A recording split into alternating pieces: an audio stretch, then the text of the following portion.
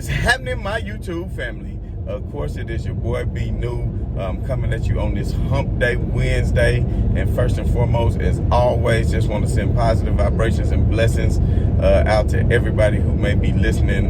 Peace and much blessings to all of you all. And as we all know, yesterday started the 2021 NBA Finals between the Phoenix Suns and the Milwaukee Bucks. Now, we will get into that in just a moment. But before I get into that, I just want to touch on a few things. And one of the things I did want to touch on last night, I don't know if anybody knew it or not, or took note, but one Skip Bayless, who is not a self-proclaimed LeBron hater, because he said several times he's not a LeBron hater. He said he just tells the truth about LeBron, which that's up for debate. But at the end of the day, Skip Bayless tweeted last night, "I miss LeBron James." Now, whether or not he misses him just so he can wish for him to lose and has a root interest for him to lose, or just to watch it, or if it makes it more interesting, I don't know. Watch his show this morning, maybe he'll speak on it. I do not know. But at the end of the day, I felt him because I know a lot of people saying, I had so many people come up to me and say, "Man, I'm so glad LeBron James is not in the finals. I'm just happy to see two different teams. It's been one of the best playoffs of negative." I mean, this to me been one of the worst playoffs besides a couple of series. Of course, the Brooklyn-Milwaukee series was great. But other than that, it just was not one of the best playoff runs that I can remember, considering basically every team there was injuries. Jamal Murray was out for Denver. I mean, that's their starting point guard, and then LeBron was still banged up, and of course AD went down. I mean, that's make Phoenix path a lot easier. And not only that, Mike Conley and Donovan Mitchell were injured, because if Mike Conley and Donovan Mitchell were not injured, then I think that they easily would have beat the Clippers, and then that would have been a better series. But of course, when the Clippers took on Phoenix, Kawhi was hurt. And I might say that with Kawhi if Kawhi wasn't hurt, would the Suns really be there? So it's just a lot of question marks. I mean, but at the end of the day, injuries are a part of the sport. It's just going to happen. You can't sit up here and make excuses or complain. At the end of the day, somebody is going to be crowned the NBA champion. And not one player that's playing in these finals, not one player that's playing in these NBA finals has ever won a championship. So it's going to be a lot of first-time champions this year from one of the other sides. And I'll get into that in just a minute on who I think will ultimately prevail in this series and the reasons for that. But I just did have to touch on that. And also, before I get into that, there's a lot of trade rumors swirling around saying that a one Kemba Walker is going to be traded to the Lakers. And everybody knew when Boston got rid of him and he went to OKC, that OKC would not be his final destination. Oh shit, let me not say final destination while I'm on the road, man. That movie still give me the creeps. So that Kemba Walker, that would not be the last team that he would be playing for this season. So to be honest, would I like to see Kemba Walker in a Lakers uniform more so than Dennis Schroeder? Yes, if he can stay healthy. That's the thing. He has to be able to stay healthy. And I think he just underperformed at Boston and had a poor year because of the nagging injuries that he had to continue to deal with. So with all that being said, I think Kemba Walker would be a perfect point guard for the Lakers because he can still distribute. He can create his own shot. He can stretch the floor with shooting the three. And I think his ego is not that big that he's going to have a clash with LeBron James, and he's going to know his role, considering that LeBron James is a point forward. I mean, none of this is touched in stone. There's a lot of things that still would need to be worked out. But at the end of the day, it's something that is very feasible money-wise for the Lakers, especially since all the reports have been going on for so long that Dennis Schroeder is seeking $100 to $120 million over the course of 4 years or whatever. And a lot of people are saying Dennis is not worth that, which I thought Dennis was a good fit with the Lakers for the majority of the year. However, I think his ego kind of got in his way at times, especially saying he would only be the starter. And people don't realize when the Lakers won, but some of you let me put it like this, smooth brain people don't realize when the Lakers were at their best, LeBron James was actually running point. Just let him come down, and he's going to distribute. And when he ran point, what did he do? He led the league in assists. And when you lead the league in assists, and that means you're getting others involved, you're going to have a fluid offense. And there's nothing wrong with Dennis coming off the bench. But he did not want to do that. And I'm not saying Kemba Walker should come off the bench. I think that LeBron is at the point in the career where he doesn't need to do all of this work, because bringing the ball up the court, that's just a lot of work. You can just have somebody else do that, and then once you cross half-court line, then allow LeBron James to facilitate. Then that way he can take some plays off, and that can extend his career and let him get some rest during the game. So I think the Kemba Walker move would be good. It just depends on a lot of other things, a lot of other factors, and that's something that we will talk about more as we get more into the offseason. A couple of more things I want to touch on right before we got into the post-game analysis of the finals on yesterday is, of course, y'all boy, Ben Simmons. Looked like he is out having a good time. He's overseas. He's at the tennis tournament with his sweetheart. Look like they're having a good time, which to me, nothing is wrong with that. I mean, you put in your work during the season. Now you're in the off season. Of course, you want to work and make sure to continue to stay in shape and keep your body healthy. But some people take the off season more serious than others, and we can tell the people who do and the people who don't. And Ben Simmons looked like he's one of the ones who does not, because his jump shot has not improved over the course of the years that he's been in the NBA. He still, he plays defense phenomenally. I think he's a great player overall. But when he becomes a liability at the free throw line, and he cannot stretch the floor and cannot do a lot of things that guards can do in the modern NBA, then he does become a liability to your team. And ultimately, I don't think that the Philadelphia 76ers could ever win a championship with Ben Simmons paired with Joel Embiid. I think they would need more shooters on their team, but that's something we can talk about on another day, especially we got plenty of time during the offseason. And also, Andre Drummond. Seemed like Andre Drummond been busy on Instagram yet again. He didn't make a post per se, but he did, however, respond to yet another fan. You remember last time somebody said, "Hey, Dre, you need to take the minimum," and he said, "Man, you must be drunk." So he was not obviously interested in taking the league minimum. And then he did voice that he would like to run it back with the Lakers, and he did enjoy playing with LeBron James. But on this particular comment, and I'll put it up on the screen for you all to read, on this particular comment, he did say that one of the fans said that maybe he should, that he's not that he should take less.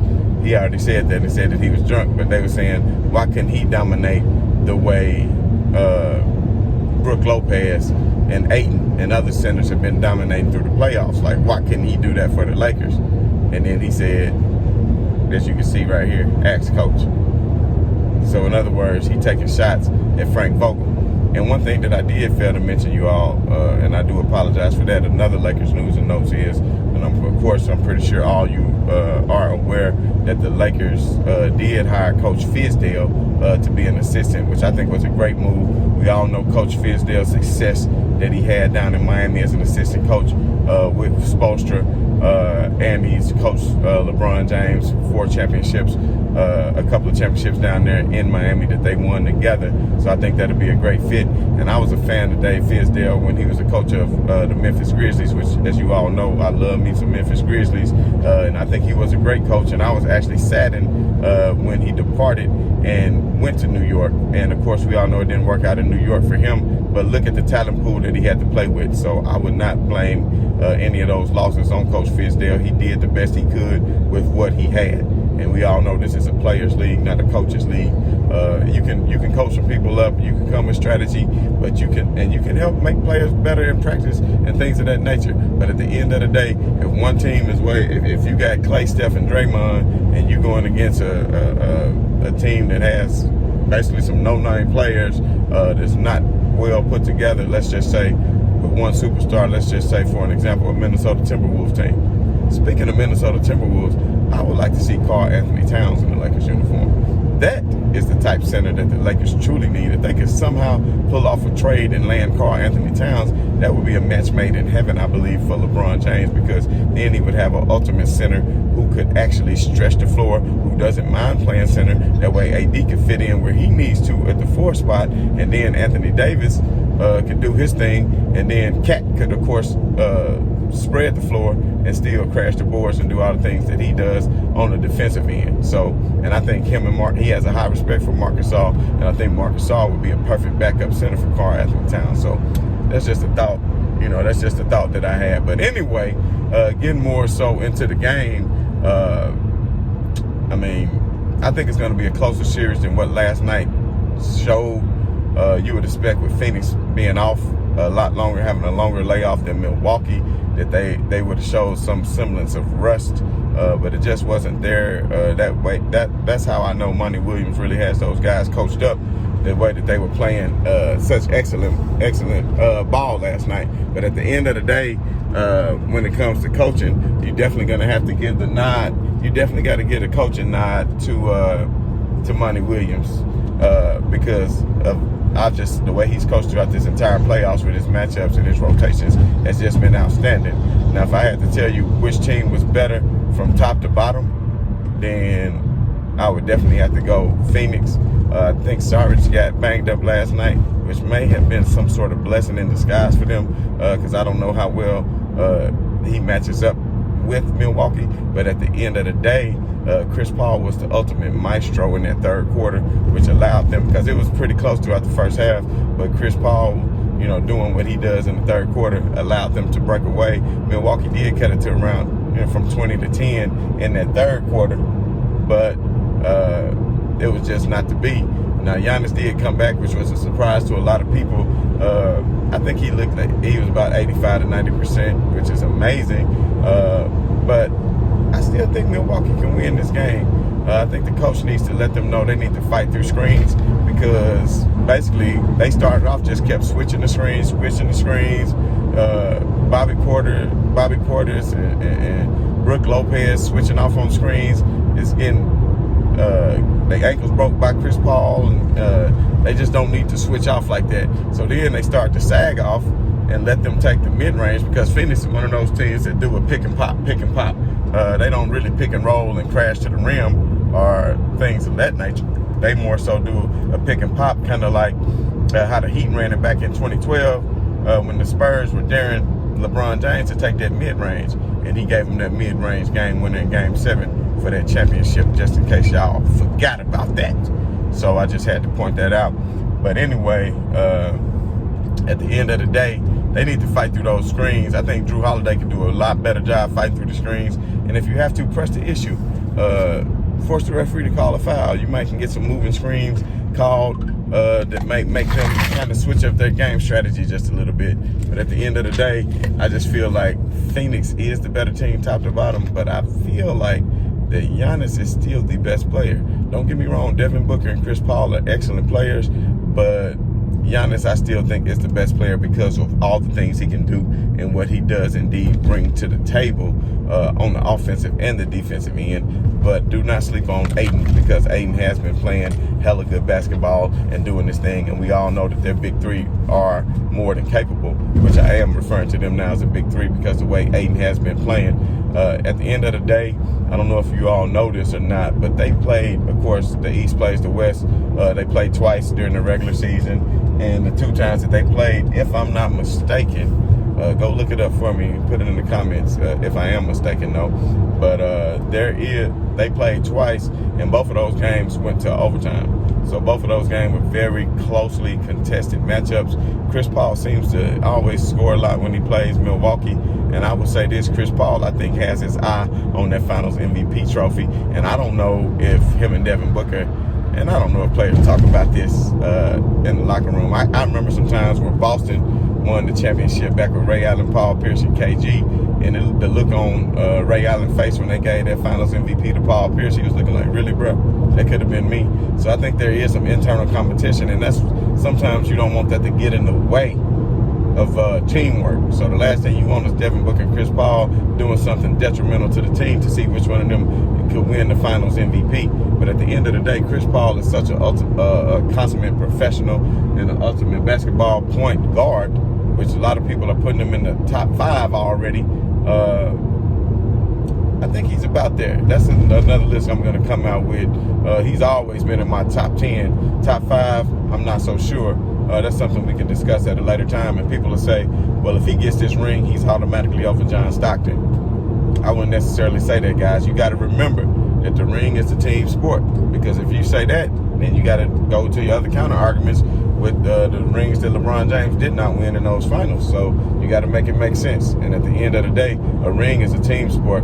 And I would say, if not for all these injuries, Chris Paul might not even be in position to win this ring this year. And I would also say, if he wasn't injured the year when they were in the Western Conference Finals against Golden State, when it's up 3-2, and he went down with a hamstring injury, then he might already have a ring. But that would have been a hell of a matchup. Them against Cleveland, I think, would have been a lot better finals. But hey, they took Golden State to the brink. I think PJ Tucker's gonna have to step up and get him more. The only person on the team for Milwaukee that was in the positive on the plus minus side was Giannis, and that's something that cannot happen. So you're gonna have to have somebody other than Giannis stepping up. And Brook Lopez, I think he is more than capable of it. But it seemed like Monty had an excellent plan to get Brook Lopez out of his comfort zone, especially on the defensive end of the floor. But if you notice how Brook Lopez dominated the paint in those 2 games against Atlanta when Giannis was hurt, they can still get back to that, even though it's hard to both of them to play in the paint when you have a Brook Lopez and a Giannis trying to occupy so much space in that paint. But with all that being said, I just feel like that this series could always take a turn. I think Milwaukee really needs to win that second game if they can come out and get settled down. Chris Middleton had an excellent game. If Jrue Holiday can somehow step up his defense as well, because he's more than capable defender. But if he can give you more points to the table, then I would say that it would be a good thing, and that maybe Milwaukee can steal a game. But if not, we all know Milwaukee plays a lot different at home. We saw that in the Nets series. They play a lot different at home than they do on the road with that Rockets crowd in Milwaukee. And I just feel like it's going to turn into a good series. Like I said, it's not my favorite matchup. All the conspiracy people that say the NBA doesn't like having small market teams, well, here's 2 small market teams, but it was only because there was a whole lot of injuries. Anyway, the Olympics game's going to be starting pretty soon, and I know the USA is going to have some matches out there with KD and others out in Las Vegas. I'm going to try to get out there to attend some of those games. Maybe I go live or do something like that. But once again, y'all, I just want to appreciate y'all, man. Tell y'all I appreciate you guys so much, my YouTube family, for being here for me, for all your positive words of encouragement and everything that you guys do, man. Just keep on keeping on. And as always, right on to the real, and much love to the haters. I'm out.